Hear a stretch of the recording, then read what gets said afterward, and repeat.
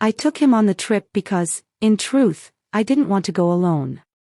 Business tours sound glamorous when you see them in glossy magazines, but in reality, they're flights that blend into cab rides, endless hotel lobbies, and conference rooms with stale coffee. I had sat through so many of them that I could predict the exact moment the first panelist would glance at his watch. That was why, when the invite came, I asked if Ethan wanted to join. He wasn't my stepson, or any kind of family. He was my new associate, sharp, ambitious, 10 years younger than me, and someone who had already impressed the board with his quick ideas. He had that mix of confidence and curiosity that made people notice him, and while I told myself it was his talent that made me want him along, I knew there was something more. The flight was quiet at first, just the two of us in adjacent seats, flipping through laptops and trade reports. Somewhere over the Atlantic, though, when the cabin lights dimmed, the conversation shifted. Ethan asked me questions not just about the company but about life, about how I'd managed to survive so many years in this industry without burning out. I told him half-jokingly that good whiskey and better hotels were the secret, but the way he smiled at me made me wonder if he saw through that. I caught myself watching him more than once, the way the glow from the window lit his jawline, the way he leaned in just a little too close when I explained a detail from the contract. By the time we landed, I was already uneasy, not because of the meeting but because of how aware I had become of his presence. The car that picked us up from the airport was one of those black SUVs with tinted windows, the kind that made you feel like you were someone important even if you were just a name badge at a conference. The hotel rose up from the city skyline like a palace of glass, each floor glowing with warm light. Inside, everything smelled faintly of orchids and polished wood.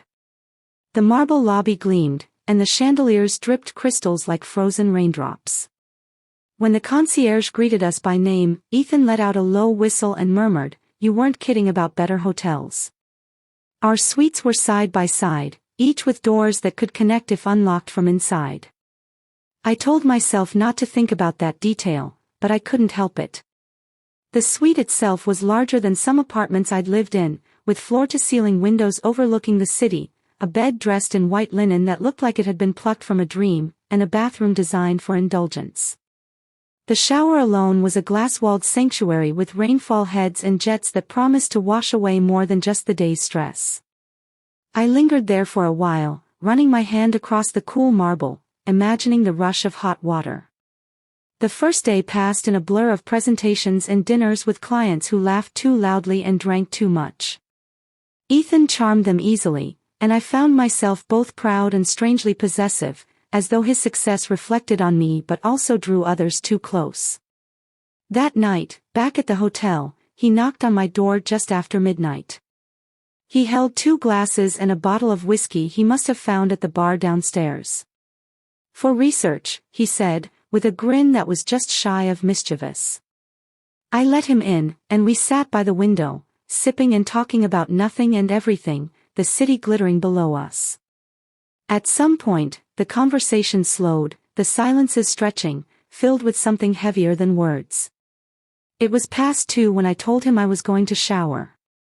I didn't mean it as an invitation, but the way his eyes lingered on me before he nodded made my chest tighten.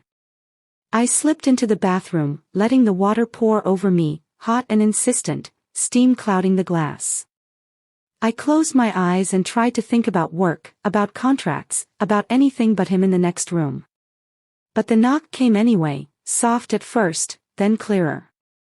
My voice sounded strange in the echoing tiles when I told him to come in.